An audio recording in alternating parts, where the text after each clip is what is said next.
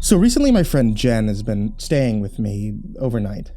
Her mom works a double shift and dad isn't in the picture, so Jen texted me one night out of insomnia and asked if she could come over. But once I got approval from my folks, we've been spending almost every night up talking and getting to know each other all over again. It feels like ages since we hung out, really. Thanks to lockdown and virtual school and all that. Anyway, since it's spooky season, Jen suggested that we start watching scary stuff every night. We're both into that jump scare crap, and I figured, what the hell, we didn't really have much else to do. A few nights ago, we watched John Carpenter's The Thing. Not the new one, the original. And it got us feeling nostalgic about other stuff that we grew up on that we weren't, as scared of anymore. Or that still scared us. The old Nightmare on Elm Street was so cheesy. That movie hasn't aged well, she said. Well, Chucky used to give me nightmares, I offered, giggling at the silliness of a possessed doll, only because I used to be obsessed with dolls. It's just ridiculous, isn't it? I told her. Jen laughed back and answered, "It's not that bad. I mean, I used to think Mr. Bad Bones was pretty freaky." I wiped away a tear from my last laugh and mumbled, "Mr. who? Bad Bones? What kind of fucky name is that?"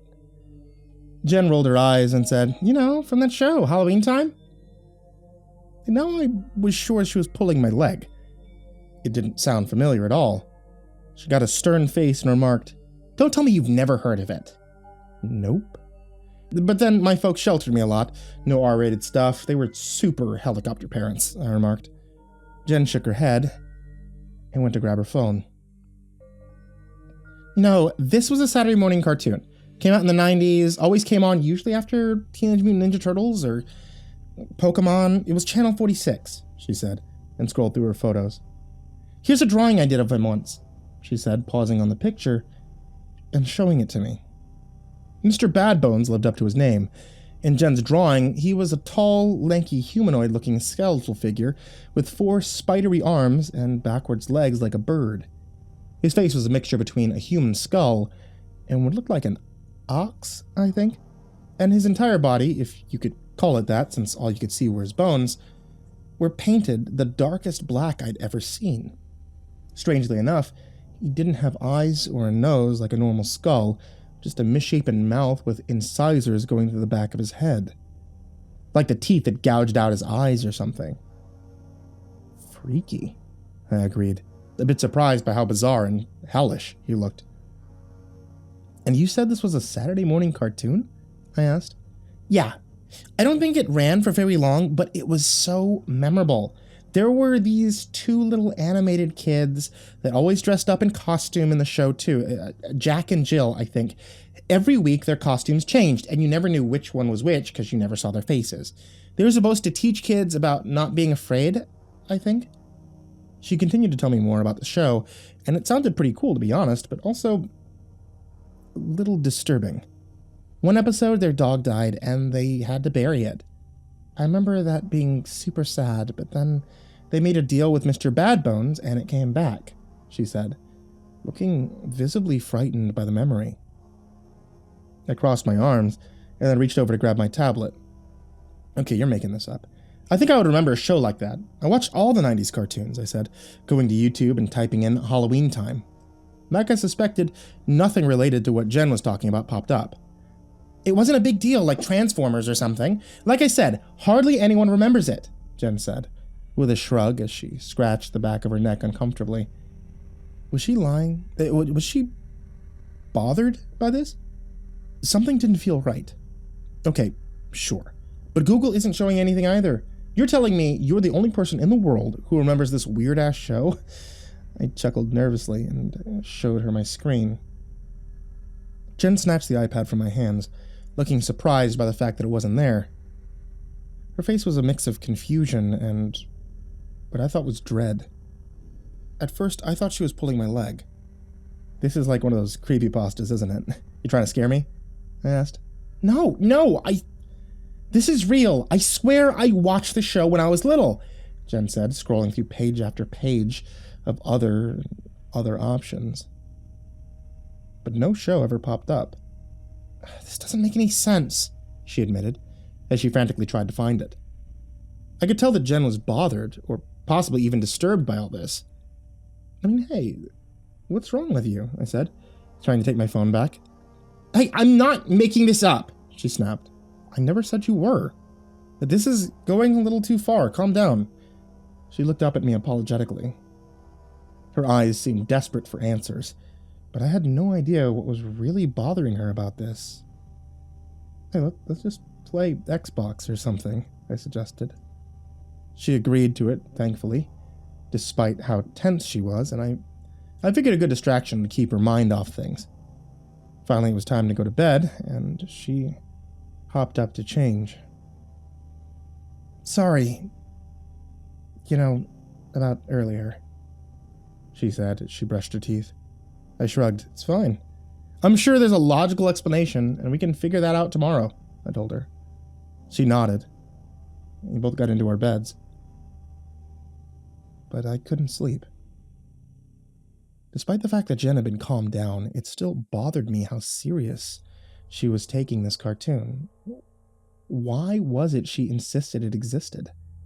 And a part of me wondered if there might be any truth to her claims. Lost media was hard to come by, and if it really affected her so much she wanted to prove it, to the point of going a little stir-crazy, that made me wonder what was this show all about. So once she had gone to sleep, I slipped over to my laptop and did a Tor search. It would have a wider, deeper range than just the regular internet, I figured. I typed in the name Halloweentime and got nothing. Then I tried Mr. Badbones and brought up some rather strange, disgusting Rule 34 art that made me want to vomit.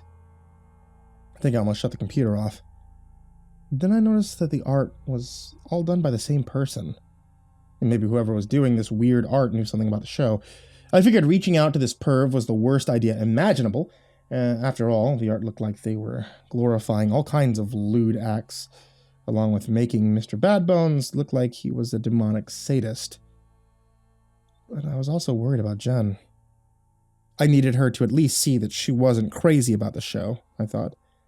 So I emailed them a quick little question about doing a commission for the artwork. Short and sweet. I used a burner account so that whoever the sicko was wouldn't come find me. I clicked send. I heard a little chime behind me. It made me freeze in my chair. I slowly turned around to where Jen was fast asleep and saw the notification on her phone.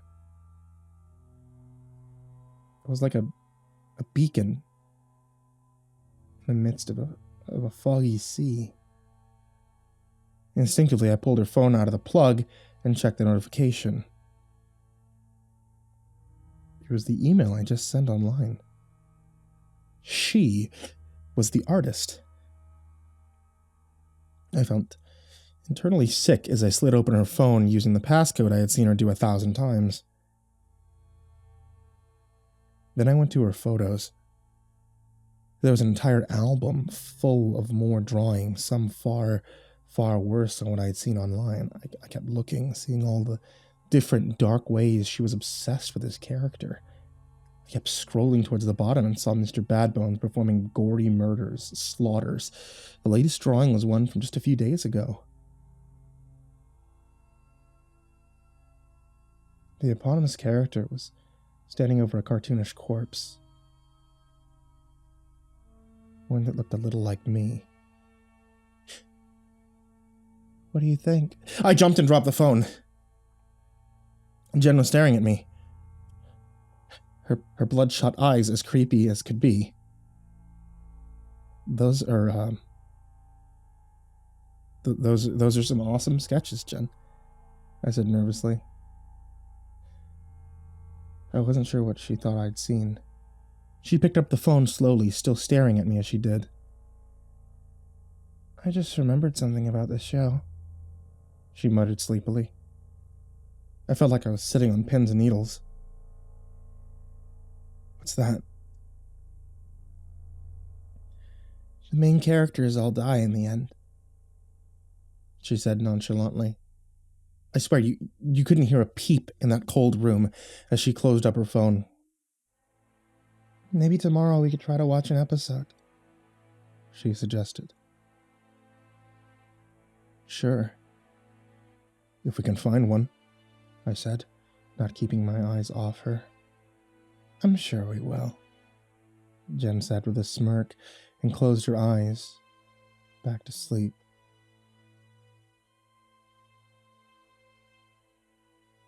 That was a few hours ago. I'm pretty sure she's out for the night, but I'm extremely disturbed and scared by all of this. I don't want to think about the worst case scenario and believe that my friend might be a sociopath. And that's why I'm here, I guess. I'm scared out of my mind. I need some clarity about this fucking show. Was it real or not? Until I get some answers. I'm sleeping in the other room, with the door locked.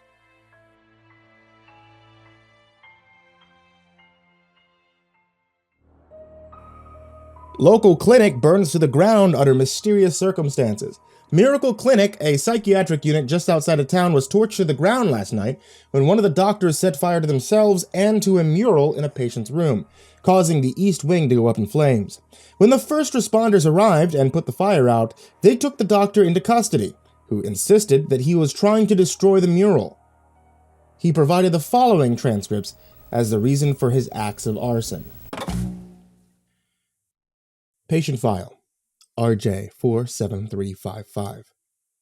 At approximately 3:30 this afternoon, the patient presented with symptoms of labored breathing, intense hallucinations, and severe self-inflicted injuries to the torso and legs. Patient was immediately given antibiotics and antipsychotics and placed in the behavioral unit until further diagnosis can be made. Note from Dr. Hanlon's journal, October 5th. I worked in behavioral and mental health for almost 30 years, so I feel like I've seen it all. That being said, I still want to treat every patient with the same care and respect that I would want if it was a member of my own family. I knew from the moment that the patient, henceforth referred to as Jane Doe until further notice, was troubled and experiencing severe PTSD based on what came with her. A police report that told a story of a massacre, one that she had survived. According to that report, Jane Doe was the sole survivor of a family of 4, with her sister and parents being brutally murdered. The official cause of death the medical examiner gave was decapitation. Police theorize that Jane Doe herself may in fact be responsible for these killings, seeing as there's no evidence of a break-in, nor anything found to suggest the family was a target. Once she recovered from the antipsychotics that we administered, I intended to have a full interview with her and discover as much of the truth as possible. October 6th. I wasn't able to speak to the patient yesterday. The medicine we gave her seems to have had a calming effect. When she woke up, nurses found that she had been scribbling on the wall, a variety of different caricatures, all of which seemed to focus on the holiday of Halloween. Interview with Jane Doe. Good afternoon. My name is Dr. Gregory Hamlin. Can you tell me your name? Melody. Patient is fidgety and uncomfortable. Seems obsessed with continuing to draw. I couldn't help but notice the lovely artwork that you've been making. Can you tell me more about it? Patient's eyes appear bloodshot and dilating quickly, as though experiencing hallucinations. Halloweentime. And what's that? Jack and Jill went up a hill to bury their dog, but didn't want him dead. So they made 2 more holes and went in the ground and stayed with him instead. Patient is singing this as she paces around the room, noticeably distracted by looking at 2 smaller cartoonish sketches in the wall, both of which were wearing ghost costumes. So, are those Jack and Jill? Can you tell me more about them? Dead now. Like all things should be. No need to be afraid. That's how we all are made. Again, the patient is acting erratically and starts to draw what looks like a large arching door. Melody, can you tell me more about this Halloween town? Time. It's just a show. Just to show that no one knows. But they will. They'll make the nightmare real. She's sketching faster now, looking noticeably exhausted and confused, as though she isn't in control of her motions. What is that? What happened to your family? This seemed to disturb her even more.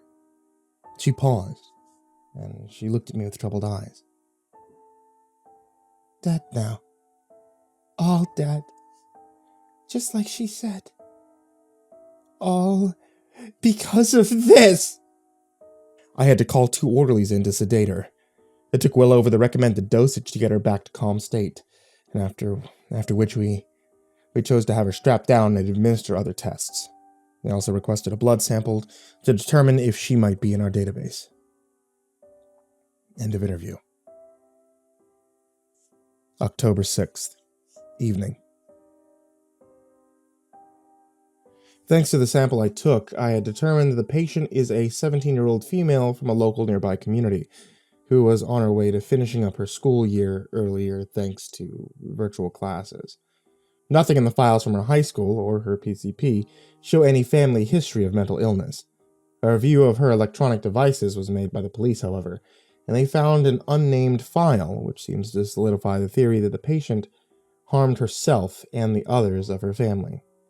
Thanks to a colleague in the PD, it shows Melody and this other young girl both asleep in their room, both with the sound on. It sounds like one of them is singing, and reminds me of the strange jingle that Melody was humming to me as we talked.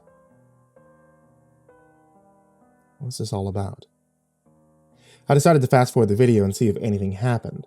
Around the midway mark, Melody is standing up, looking like she was in a daze of sleepwalking. It's difficult to see what is in her hand, but it looks like a pillow. To my shock and surprise, I watch as Melody smothers her friend to death.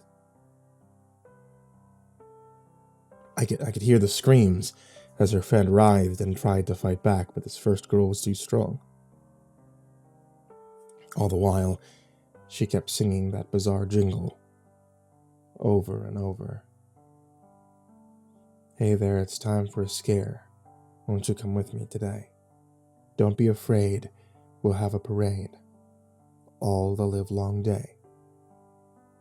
She said, over and over, as she held the pillow over her friend's face.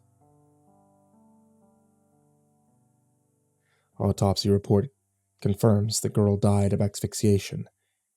Then Melody turned around and went back to sleep as though nothing had happened at all. A few hours later in the video, she rose up again and began to scream bloody murder, shocked that her friend was dead. And then something turned the video off. I don't know for sure what, but it wasn't Melody, as she was too scared trying to resuscitate her friend. My initial thoughts in the video are that Melody entered into some type of hypnotic state that allowed her to act out on an impulsive behavior against her friend, and then later her parents. I have no idea what connection this has to her drawings, but I am insisting to the police that she remain here under observation until we can determine what is her current mental state. October 7th. Second interview with Melody Bradshaw. I'm sorry for the timing of this interview, but the police have asked that I ask some basic questions to determine your state of mind. Is that okay? Sure. Do you know where you are? Miracle Medical, I think. Yes, that's right. Do you know why you're here? Because of what I did. And what is that, Melody? Her lip twitched. Was it a smile or a quiver? Jennifer, she warned me, but I didn't understand. I still don't know what's happening, but this isn't just some kid's show. It's evil. It controls people. Melody stammered. She was looking towards the door she drew in her wall. It's a very wide, large arc door, similar to how many artists have depicted the gates of hell. I can't help but to be drawn to it as well, given how much time she spent on it. I'm further fascinated by her insistence that killing her family wasn't what she wanted to do. Jennifer told me that there was one more episode of Halloweentime. I just didn't know I would be a part of it, she said, looking down at her shaking hand. I tried to press her further about what role her friend had in this entire bizarre story, and instead found that she was returning to a catatonic state. Unfortunately, it isn't the first time that I've seen patients attempt to push responsibilities over to another party, especially to a victim. I have to take what Melody has told me with a grain of salt. Still, part of me is disturbed by the things that I have seen and heard. Melody was not deranged before the incident, and instances of sudden madness do not happen often in the general public. My buddy at the PD has also told me that they did a check of the other girl's belongings and found no evidence to suggest Melody's theory, one that Jennifer was the cause of her sudden obsession with a cartoon show, one that doesn't exist. I can't help but to draw comparisons to a case in the northwestern U.S., and I'm afraid that I have little choice but to believe Melody is doing the same and using an insanity argument to avoid jail time. I'll be finishing up my report and handing it over to the authorities in the morning. October 8th. Police officers arrived this morning and escorted Melody to a holding facility upstate. However, upon entering her cell, we've discovered that the patient is missing. Furthermore, we've had discovered that the video file of that evening had been thoroughly scrubbed. No evidence of a break-in can be determined, and no trace evidence can be found to see where she could have left the padded room. Police are continuing an ongoing investigation. Dr. Henlon's internal notes. I returned to the room to get a better look at the sketches. Call me crazy, and disturbed as well, but I feel convinced that something was different about them now that Melody had disappeared. And I was right. I could see now that the drawing of the door was changed, altered somehow to show it unhinged, and it had a forced perspective of a hallway drawn within the cracked open door. My mind felt like I was going insane as a part of me considering the possibilities that somehow Melody had slipped into the walls and escaped that way. I instructed nurses not to bother the room for 24 hours so that we could document every drawing and try to compare them to any possible cold cases in the Tri-County area. When I returned home that evening, I couldn't help but to notice that I had an email in my inbox, straight from the patient herself, or rather, from the mysterious Halloweentime that she claimed to have been so fond of. I'll try my best to dissect what the video shows, and then send the evidence to the police. I can't help but be mortified, though, that this may be a message from beyond the grave.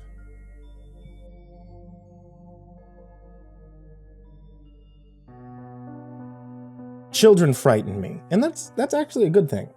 You know, the fact of the matter is, kids these days, no longer all right.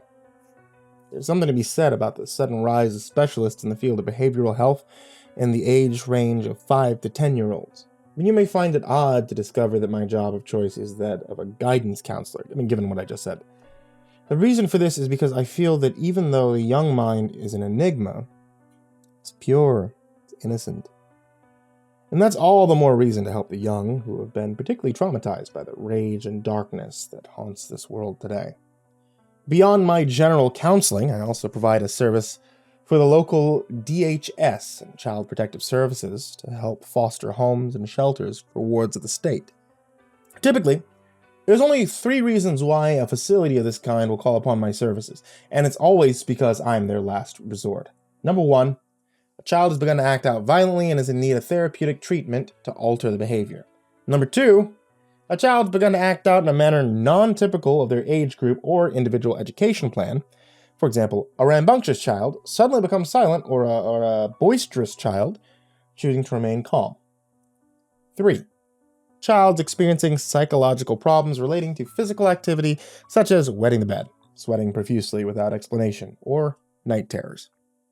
So last Thursday, I was called in on a case involving Owl Creek RTC, where 8 of the children in Ward B exhibited all 3 of the symptoms, and apparently it had gotten so bad they needed outside help. For all intents and purposes, Owl Creek is a place that really shouldn't have existed.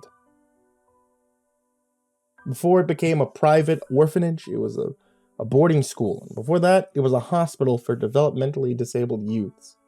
In other words, it was a place where society sent children they could no longer handle themselves. Long, perfectly trimmed hedges and iron gates barred the ground from the outside world. A perfect utopia for these children to experience life unfettered from the abuse that likely shackled them in their whole lives. Here they could be free. Or at least, that was what it was meant to do. I recognized that those same protections could be perceived as a way to keep them unaware of life beyond these walls. The building itself was made of brick and long wooden trestles between slanted long glass windows.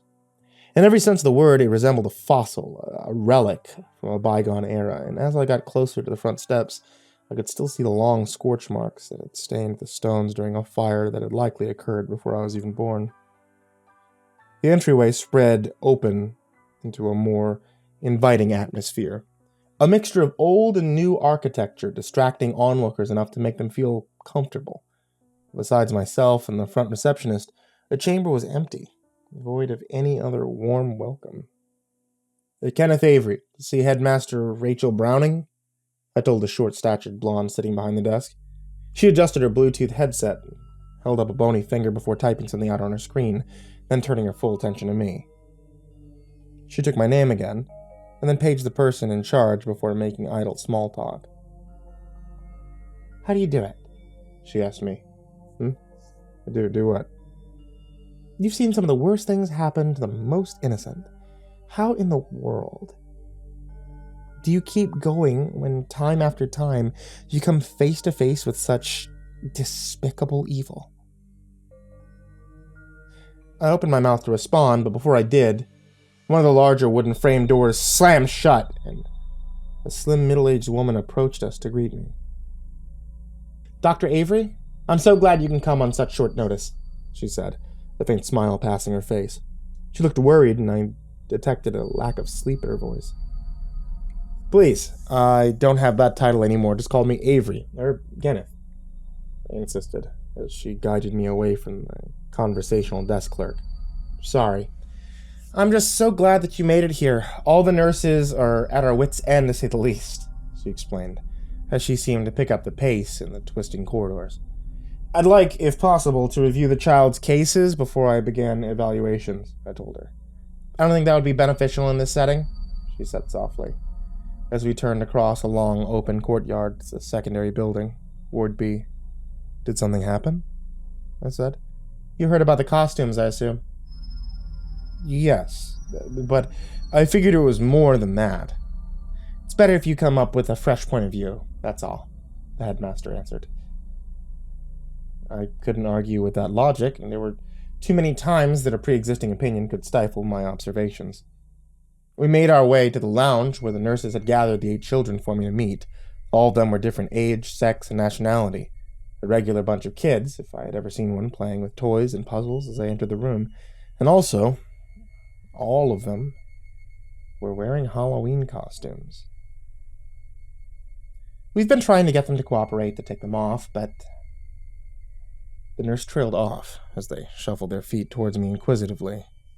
All of them stopped a few feet away and stared up at me in unison. "Well, this is uncomfortable," I joked as the nurse shuffled past the group to greet us. Where did they get the costumes, anyway?" "That's the thing, we don't really know," she admitted weakly. That alone made me uneasy. "Mr. Avery, we made accommodations for you to stay at the administration building. How many days do you expect to remain?" she asked. "As long as it takes," I said firmly, as I focused on the children. Something was very wrong here. "Now, if you don't mind, I'd like to begin watching them as a group before I begin individual sessions. The two women showed themselves out. The children were still staring at me. I knew better than to show them the behavior made me uneasy, so instead I slid a chair from the side of the room to the center of the circle. Once I had settled down, the 8 finally seemed to lose interest in me and return to their individual activities. Some were building with blocks, others gathering toys. All of it they were doing in complete silence. It was almost deafening how quiet it was. One boy, a 10-year-old, walked over to the arts and crafts and gathered some papers to begin to draw. I watched casually as he sketched out 8 stick figures in costumes, sitting around a circle, and decided this was my moment to insert myself into the conversation. "That's very good. Can you draw me too?" I asked, pointing towards the center of the blank page. "You don't belong there. Halloweentime is just for us," the boy said simply, as instead he finished the 8 stick figures and had them holding hands like in a campfire circle. "Really? Then, what are you drawing in the circle there?" He started scribbling a man-like silhouette. Not saying a word, I watched as the drawing got larger and larger, and then he began to simply randomly scribble. Eventually he finished the main massive black blob and started scratching long etches towards each of the stick figures. They looked like tendrils. "What is that?" I asked casually as he finished the drawing. It didn't look friendly any longer. "Mr. Badbones. He's just here with us always," the boy answered. One of the girls grabbed a hold of her knees and cried a little. "Does this Mr. Badbones hurt you?" "Not all the time," the boy said, shaking his head. He looked like he wanted to cry. "And when does it hurt you?" "It took Dr. Hanlon away. It'll take you away too," another girl whispered. I had read the report about my predecessor, but I still didn't understand how it could be connected to these children he hadn't practiced here in some time. "How do you know about that?" I asked the girl. "It doesn't like you," the boy said. He kept scratching at the drawing, boring a hole into the paper. The girl kept rocking. She was mumbling something. "Dead now, dead here. Time for all the dead to cheer. Dead now, dead here. Time for all the dead to cheer," she whispered, over and over. "Did you come from here?" another girl added. She looked about 5. "No, sweetie, it's just a show. I promise I can be your friend." I didn't understand the connection yet, but what they were doing frightened me. "No, no, no, no, no," she said, as she started to pull her hair out. Then she kept repeating the song over and over. I just want to help." Another little boy with curly hair stood up and glared at me. "You think we're lying? You think it's not real, just like the others?" he shouted and accused. I'm here to help," I repeated. "We don't want you here. Go away! Go away! Go away! Go away!" he screamed as he started tossing toys at me. I stood up defensively and exited their circle, surprised that all of them showed the same anxious fear about my presence, like I was a threat. What had happened to them? I summoned the headmaster back and we discussed the procedures that I planned out for the week ahead. "Where did this Halloweentime come from?" I asked. They had seen on the news about their old counselor, Dr. Hanlon. It seems like it triggered something.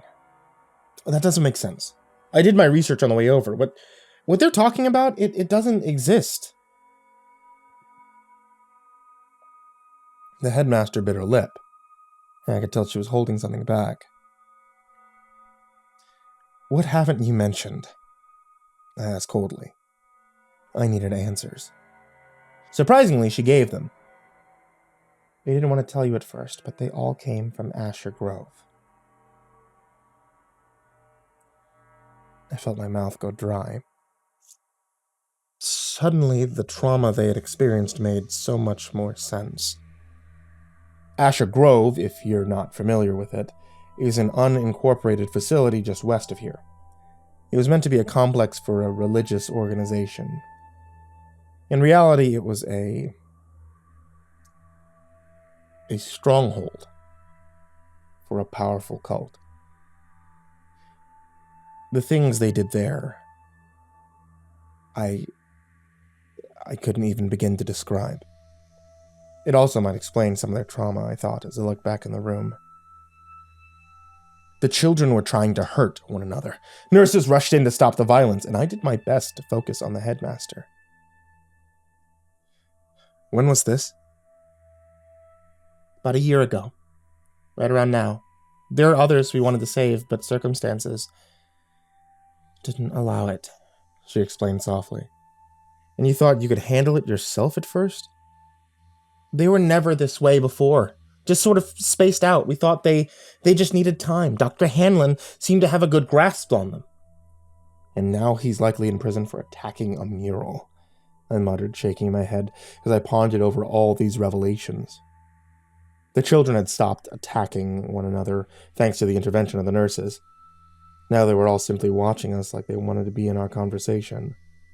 Some had scratch marks, or even one girl a bloody lip. Did they not recognize what they had done to themselves? Then they seemed to lose interest. The curly-haired boy that seemed against my arrival was beginning to play a game of Duck, Duck, Goose by using one of the toys as his instrument to pat his friend's head. It was a plastic toy used commonly for raking sand to improve motor skills. Then, as he finished the game and chose one of his friends, the curly-haired boy started to bash the toy against the other child's head. "Good gracious!" the other nurse exclaimed as she ran into the room and pulled him away.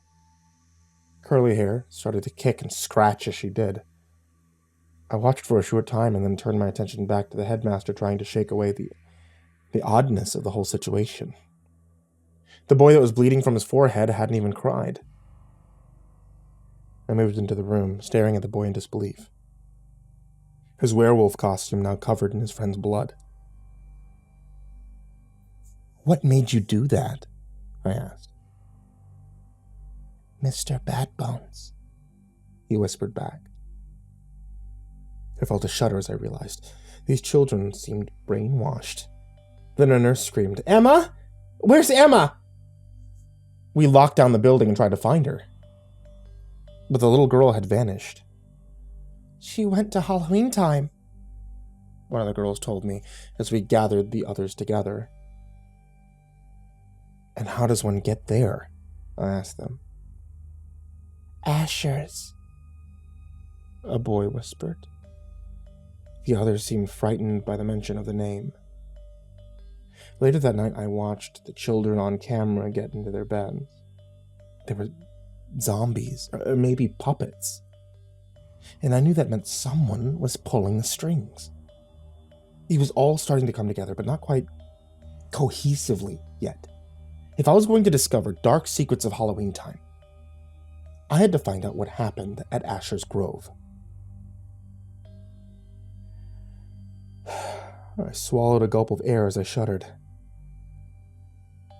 Visiting a cult was not what I had in mind for a fall festival.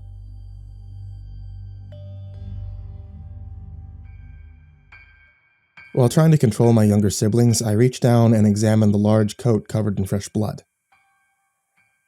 Upon closer inspection, I realized that there were also pieces of bone sticking to it as though from a recent attack.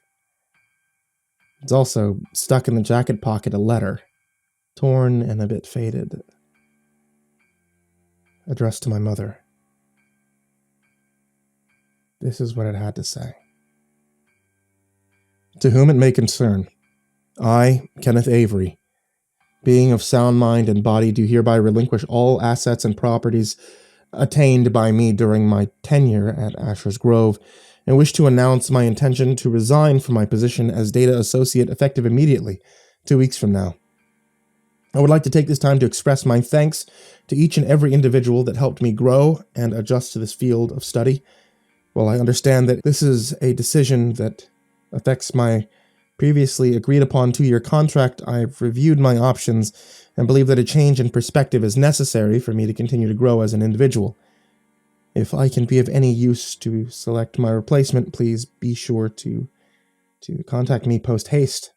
And again, with best regards and sincerest apologies, Dr. Kenneth Avery. As soon as I finished reading it, I felt guilty for finding it a bit amusing. Although intended for my mother, I knew that no one in the vicinity of Asher Grove would ever bother to read such a letter. It didn't seem right, though, to simply ignore it. If no one came forward about this, I knew that it could lead to lingering doubt and uncertainty, a feeling of abandonment. It was a feeling we knew too well. I didn't care about what people at Asher Grove felt, that's for sure. But I'm sure that Kenneth had relatives and family that needed to know what happened to him. This pain of abandonment is what we had carried for almost 2 years now. And if you were to understand the story of Dr. Avery, then you must know ours as well. On October 30th, 2018, I returned home from school, an ordinary teenager. It was the last good day that I would ever have, so I remember each and every detail. It was sunny and warm, which was a tad unusual for that time of year. Typically, spring is still cold here in northern Idaho. Dad let me ride to school with 2 of my best friends, Todd and Brittany. Todd had just gotten his driver's permit, and his parents were rich enough to afford him a brand new ride. I could still see myself sticking my hand out the window of the Ford Fusion, letting the wind rush through my fingers. At school, I called Mom, asking for permission to take part in a local 4K color run that would be that Saturday. To my surprise, she said yes, and even suggested that Todd give me a ride to the fairgrounds. Even the bad parts of that day seemed to have some ray of happiness to them, like during music class when a snotty girl pushed me aside to get to the front seat, and I almost fell gracefully into the arms of the senior hunk. Dad came to pick me up on his way to work as usual, and though I didn't notice, looking back now I recognize that the car ride was unusually silent. I remember asking him what was for dinner, and he claimed that Mom would be buying us a pizza from a local place, Gertie's. When I got home, there was a few simple chores for me to do, and then I got permission to go over to my friend Jennifer's house. We laughed and fiddled with our hair and watched some scary cartoons like typical teenagers until Mom called to tell me that it was time to come home. I'd eaten dinner at Jen's, so I hadn't even noticed when I got home that she hadn't ordered the pizza. She asked me to give my little brother Tim a bath because Dad had a flat at work and she had to go pick him up. It was the last time that I ever saw either one of my parents. When I think about what happened after that moment and all the pain we went through, it makes what we saw that day on the side of the road seem almost tame in comparison. Losing our parents has been the hardest thing that we've ever experienced, but now seeing this strange note attached to the bloody jacket, it made it all come full circle. Asher's Grove was a place that had taken our parents away from us. It's a closed-off community not far from here, a cult that dedicated itself to reviving ancient pagan traditions relating to Halloween. Many people over the years have been allured by the mysterious parties they held every year at the end of October, and it entrapped our parents. Police have tried to get a warrant for the facility, but unfortunately the majority of the local police force seemed to be in the cult's pocket. Whatever had happened to our parents, they were officially declared missing that Halloween. I dialed 911 while Gabby climbed over my back time and time again, pretending that I was some sort of horse to be ridden. And finally, after the 10th climb, and listening to the most annoying elevator music ever, I found myself speaking to an older officer who called himself Sam. I briefly explained my reason for calling, and even apologized for delaying in making the call, all of which he understood. He paused for a second and said that he needed to go check something. And then, when he returned, he asked if I was serious. His tone had changed slightly, and I asked him, was something wrong? He told me that a body had been found and identified as that of Kenneth Avery. Then he bid me good day. I thought about the bloody jacket. Maybe he had tried to escape the cult. I mean, with Halloween right around the corner, perhaps he knew something sinister was about to occur. There was something odd about the way the letter was written, too. It didn't sound typical of a note to be given for severance. It was more like a will and testament. As though Dr. Avery had decided he was leaving and he knew he wasn't coming back. The cult saw to it that he couldn't live a life outside the facility. Was this the same fate that had taken our parents away? Tim and Gabby cried as we sat in the cold shelter, and I looked up more information about the upcoming Halloweentime event the cult had planned. They did it every year. They invited everyone in the area. Most were smart enough to ignore it because someone knew that most of these invites never returned. The cult either brainwashed or killed them. I was sure. But something told me that whatever Kenneth had discovered, it had something to do with this event. I looked up articles from a nearby RTC to see if there was anything there, and sure enough, found a missing person report filed by an attending only a week ago. I decided to reach out to them and explain the odd circumstances of how I'd come in contact with Kenneth. But their response was not one that I had anticipated. I've come to terms with what the children have done. I appreciate you being kind enough to explain one reason for this departure, even if it doesn't answer any of the others. Kenneth was a quiet man who said little but loved much, and I think that's what we miss most. The kind heart like yours, I'm sure that you'll understand that now we simply want to be left alone. Don't bother to go find him or search for any answers on your own. All you'll find is evil in that place. I asked if she wanted to stay in touch, but she didn't see any reason for us to. Not over something like this. It could only make her hurt more. I understood her pain all too well, especially sitting there typing back a response as Gabby slept against my side, and Tim cried for another bottle. Although she didn't say it in so many words, I knew the reason for her reluctance to talk. It was a reluctance I shared too often with anyone who asked me about my own past. When he had left, he told no one. He simply did so. Uncaring about the results of such a callous action, unconcerned with what he had left behind. Dr. Avery had abandoned everything, only concerned with his mission. Why then had he even bothered to write the letter? It felt so pointless, so futile, perhaps most irritating of all, so selfish. It felt like he was laughing at all of us, making the pain seep into our skin. Worst of all, it felt all too familiar. I kept the letter my mother had written for their departure to Asher's Grove. Trying to forget about it, but it's like an old wound, but never healed. It won't heal. Even after I scrapped the note, the pain it gave me still remained. It was amazing how this man I had never met was having an impact on my thoughts. How much I related to this pain. Finally, I started to realize that I was emulating the feelings I felt for the letter itself. I was being pointless, futile, childish, no better than them. I wasn't going to get over this until I found out what happened to my parents or Dr. Avery at Asher's Grove. I looked down at my younger siblings and I ruffled their hair, knowing I couldn't just leave them here. I needed to forget about this and move on, and that's what I tried to do, but the cult had other plans. That night, early trick-or-treating was going on in our neighborhood, and Tim and Gabby and I had to take shelter somewhere else. The winds were cold as we walked empty streets, but cold wasn't what bothered me. It was the fact that as we moved out of the way of these costume kids, they were choosing to follow us. I tugged at Gabby and Tim and encouraged them to move faster. I looked back to see if we were still being followed. Then I was struck by something straight in front of me. I toppled over and looked up at the strangely dressed man.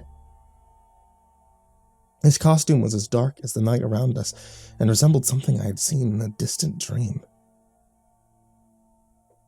You were never supposed to leave. His voice rattled inside my brain. Then he grabbed the hold of my shirt and pulled Gabby towards him. I screamed and I tried to stop it from happening, but it was too late. He yanked her from my arms and I watched in shock as it seemed to absorb her into his costume. He grew larger as he grabbed a hold of Tim and did the same, and all I could do was stand there and shake helplessly as my two siblings were taken by this monster. Around me, the other costume children made a circle. I wondered if this was the same way that Dr. Avery had been killed when he tried to uncover the truth. The children belong to me. It is nearly time. Nearly Halloween time, the monster cackled. And I blacked out. The next thing I knew, I was over at the nearby Miracle Clinic being evaluated. Surprisingly, they didn't take my phone away, but it still doesn't make my fresh pain go away. The room I'm in is marred with strange art resembling this strange cartoon. How could something so fake feel so real? Did the cult do this, or was it from my own hand? The door opens and a man with a long white lab coat enters the room. He adjusts his glasses and looks at the cartoon, smiling softly before asking me a simple question. Are you ready to go back? Go back where? I ask with dry mouth. I notice one of the drawings looks like Tim and Gabby running off towards a haunted house. Asher's Grove, the man whispers. That's where they are, he adds. I'm going to take his hand and meet my family again. I know this is fate. I ran for a whole year, but now Halloween can't be avoided any longer. They used a small VFD in the smack middle of nowhere. Gritty red bricks and slanted broken metal tiles gave it this certain aesthetic feeling of nostalgia mixed with neglect. There were 5 other cars parked outside when we arrived. I knew one of the others from school. One of them, Ken, I had talked to. He was pretty chill, and I figured I would just hang near him after my parents left. The 5 of us were standing there awkwardly for a moment, alone, and I almost considered making a run for it. They wouldn't know, I told myself, or might not even care. Each of us was told to bring a costume from home, something that represented the fear that we were trying to overcome. I had brought a skeleton one from an old cartoon that had once given me nightmares. Ken was wearing a lab coat, like he was a doctor. The 2 girls were both dressed as witches, twins, and I could hardly tell them apart. I'm Melody, and this is my friend Jen. Is this your first chance to experience Asher's Grove? The girl said with a giggle. Something about her laugh seemed off. Before I could answer, we heard a shuffling of feet from the front of the building. It sounded like a clicking noise, a clinking and clanky way of walking, and a moment later, I realized why. Our instructor was walking with a cane. Welcome, children, our teacher said as they leaned against the cane and loomed over all of us. They were wearing what looked like a cape, a black cloak, and a glow-in-the-dark costume that resembled my own. It sent a shiver down my spine how sinister they appeared. It was all they said before promptly walking inside and turning on the lights in the facility. The 5 of us followed inside, and I looked around some of the workstations that were presented to us. For some odd reason, there were various embalmed animals lying on the floor, as though brought from a taxidermist office, and I immediately felt uneasy. It didn't look like it had anything to do with Halloween. What is this? I asked. Your assignment for today, the teacher said simply. The instructor offered us tools, what appeared to be surgical instruments of some kind, and then explained, in the real world, the first lesson you must learn is that life is not fair. These poor creatures had their lives snuffed out from them. They didn't have a choice on how they would die, and ultimately, neither do you. Jennifer laughed. Are you fucking serious? You're meant to be molded by society, whether you like it or not. You have roles to play, whether as a doctor, a psychiatrist, or even 2 young twins. These are roles you can't escape simply because you want to, the older man said. He turned towards us and smiled grimly as he took one of the animals and began to change its shape as though it were merely clay. You're feeling confused. You're asking yourself, why are you here? If any of this is even real, the teacher said softly as they walked to the door and locked it. The fact is that each choice that you made has consequences, and those should also be clear to you. What we present to you in this program is for you to realize what choices are the best ones to make. The ones that led you here. All right, I'll bite. What does the dissecting dead animals thing have to do with troubles that we have at home or school? What do you mean, led you here? Our parents brought us, dipshit, Ken said. This is more than just make-believe. Halloween is real. The program is meant to reshape your entire process of how you think. Accept that your life can be shaped the way it's meant to be. And you will see that the impossibilities are endless, the teacher reassured us. But it didn't sound that way at all. He was saying one thing, but I could tell that he meant something else entirely. The instructor moved to the back of the room and took a seat while the 5 of us that remained tried to decide what to do. I looked down at the sculpture, feeling a faint memory prick under my skin. Was he saying that we had all been here before? I told my mom this was a stupid idea. They'll build character, she said. Dumb shit. Ken lamented as he sat down at the table. This was good enough for me. I knew that while the program was voluntary, the teacher likely would give a report to both the school and my parents. As odd as this task was for us, I didn't see much harm in it, so I took some of the instruments and got to work. An hour passed by, and then 2. It was time for my parents to come back and get me. As the clock hand drifted towards the next half hour, I decided to bring up the issue with our teacher. Excuse me, I don't mean to be rude, but shouldn't you call our parents? I asked. The elderly man leaned forward. He was looking amused. And why would I do that? He asked. Ken, Melody, and Greg were taking notes of our conversation now because of his strange response.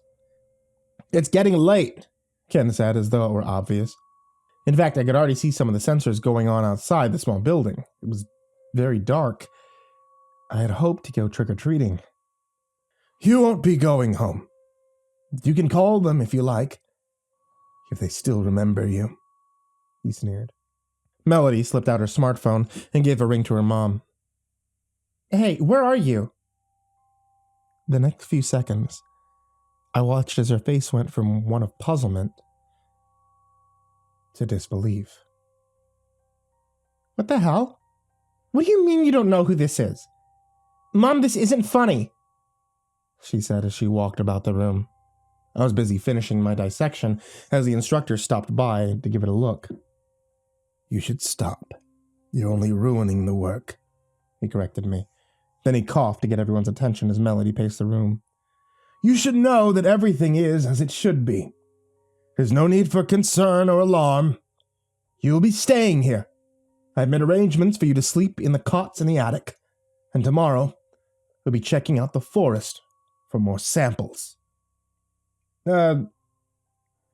What? We can't stay here. Ken was dumbfounded. I think you'll find that you can. And that you will, the old man responded. I heard a low rumble of thunder and frowned in desperation. There's a storm rolling in. Maybe the roads are closed, and that's why our folks couldn't get here, I guessed. It was a flimsy excuse, but it was all I could offer. In reality, it felt as though something beyond our control was happening. And I thought I heard the old man snicker in delight as Jen and Melody began to whimper. Good night, my children. He went to a stairwell, and we watched as he descended towards the basement. Finally alone, Melody made a bold accusation. Is this guy trying to freak us out or something? I mean, it is Halloween.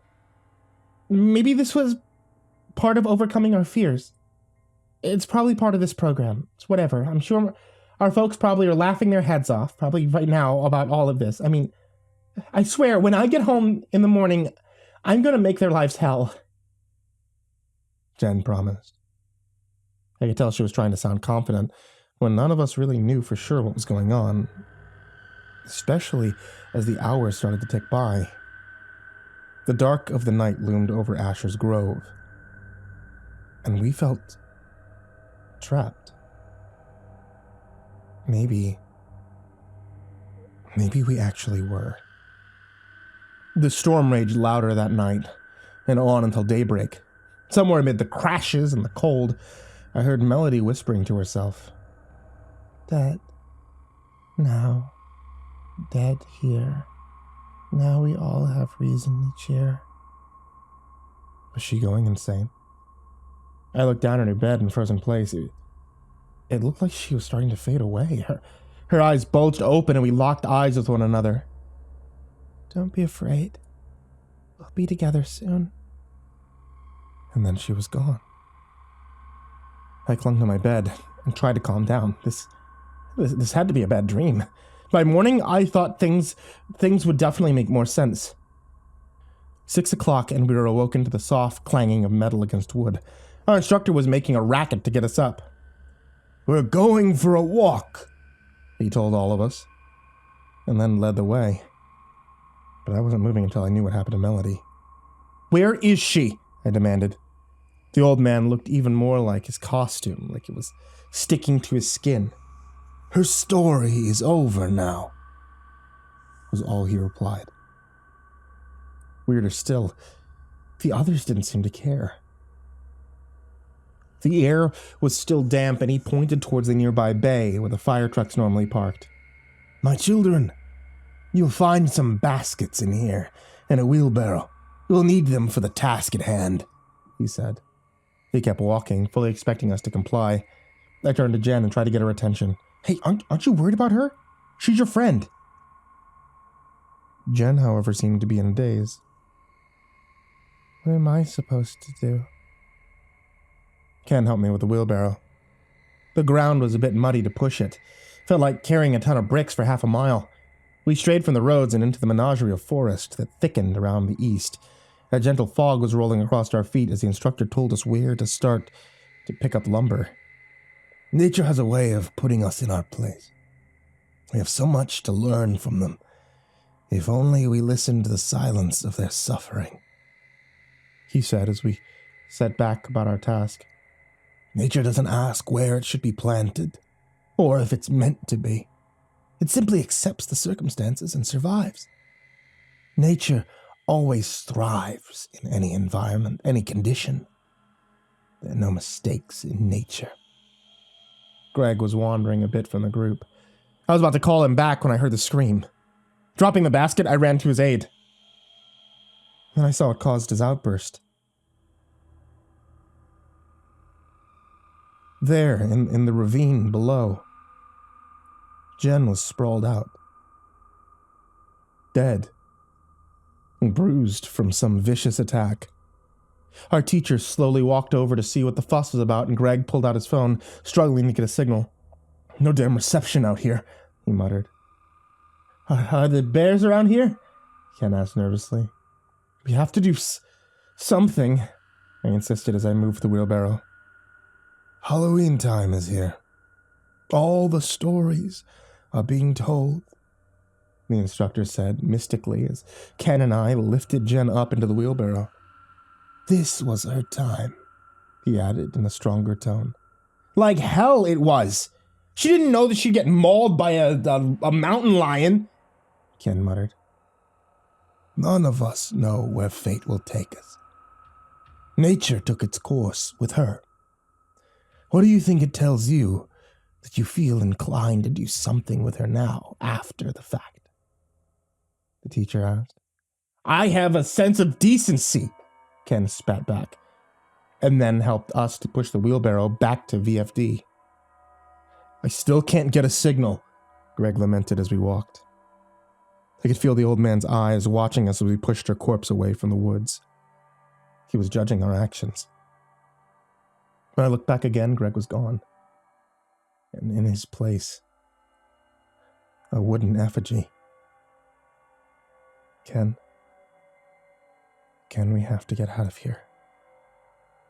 A few hours later, we were confirmed the phone lines were down. The storm had knocked them out, and the VFD was running on an auxiliary generator. Our teacher returned shortly afterward, bringing a few knives and other instruments before remarking, "You two will be next. It can't be a story until all the characters play their part." Kenny's mouth was agape. "What is wrong with you? All right, this isn't a game. All our friends are dying." Our instructor went to his workspace and began to sharpen his blade. As he closed the door, I heard something move inside. "The hell was that?" I asked. And then, "Did you know that in the old days, when one of the tribe got sick, the others would offer it as a sacrifice to the gods to appease them? They felt that the weak only destabilized the structure of the entire group. So they sought balance. They sought to control a situation by appeasing a force beyond their control." Ken slammed his fist down and glared at him. "Don't talk in riddles. What the hell does that mean for us? Why are we still here?" The instructor turned to us, and I felt my stomach hollow as I realized he had been using his knife to carve at his mouth. He looked exactly like the dark demon from my dreams, like the cartoon I had tried to forget. "You never left, my children," he cackled as he towered over us. I felt like I could cry, a sickening feeling twisting in my stomach as he took the blade and then slammed it straight into Ken's body. I was numb to the fact that he too was now fading. "My children, once you learn that everything in this world has its place to what is and is not possible, you will see that you have the capability of fulfilling any dream you have ever had. Your future is going to begin right here, and you will be responsible for it. Together, we will make it possible. Together, we are Halloweentime." I stared back at him, and I felt my body go numb. He was expecting me to blindly obey. "This is where we all began, and where it all ends. There is no escape. It was only here and now," the monster said. The world around seemed to melt and conform into abstract shapes. I knew he was preparing to kill me too, make me a part of this twisted story, the one that he had designed. But no, something inside me chose to fight. I grabbed the small knife he had used to dissect the animals. I raced towards him, listening as he cackled madly. The room kept melting, and I kept screaming, and I wasn't going to let my story end here. I closed my eyes, and I kept stabbing. Until the laughter stopped. And then I opened them, and I realized I was alone. The faculty was gone, my friends, and the instructors too. I was alone. I walked for miles down a deserted road until I found a rest stop, and then I made a call. Getting the police to come pick me up, I just wanted to go home, but they insisted on asking questions. I told them about Asher's Grove and the strange Halloweentime show that apparently my instructor had tried to bring to life. They didn't ask questions, they just listened. And when it was over and done, they went to talk to each other for a moment, and I knew what they must be thinking. I'm crazy. And maybe I am. I don't know anymore. A moment later, they told me what I was anticipating, or at least I thought they would. Do you remember how you got to this grove? They asked. No, my parents, I think. We've been checking our database. There's no record of you or any of your friends or even Asher Grove. I felt numb again as I looked at the data myself. How could that be? How could it all cease to exist? They let me go, and I thanked them for listening, but I felt even more lost than before. All that was left to remember any of this by was a notebook filled with memories. The only thing from the grove that hadn't faded away. Inside, there were cartoonish drawings, showing my friends, all of them playing happily in costume. And the final page had a message. Join us next time for an exciting episode of your own, it said. And I thought about it. Maybe next year I would do just that. After all, if I'm not meant to be real, if we're all part of this evil, it's better if I fade away, right? All I ask for anyone still paying attention, stop watching. Halloweentime is over. For now.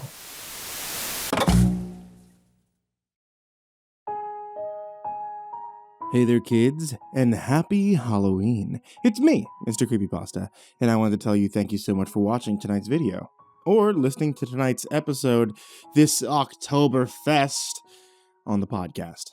If you're not listening on the podcast, then you always can listen on the podcast at Spotify, or just about anywhere you find a podcast. And if you're not listening on YouTube, then you can find it on YouTube, or just about anywhere you find a YouTube. I just want to remind all of you that if you're on a cold autumn night and you need a warm drink, then my wife sells tea.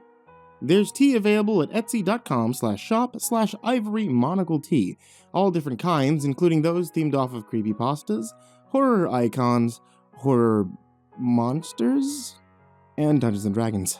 And if you order that creepypasta set with the Mr. Creepypasta's Dark and Stormy Night, the actual tea that I drink while recording these stories, probably about 60% of the time, then you can always ask for that MCP dabbing sticker instead of the classic channel icon sticker. And I get a kick out of it every time someone asks her to do that. Also, I wanted to say thank you, all of you who are supporting me on Patreon. It's patreon.com/MrCreepyPasta. If you ever want to help support the show, keep the lights on, feed my cats, and the like, you can always head over to patreon.com/MrCreepyPasta, and you can support the show there. Even $1 is greatly appreciated.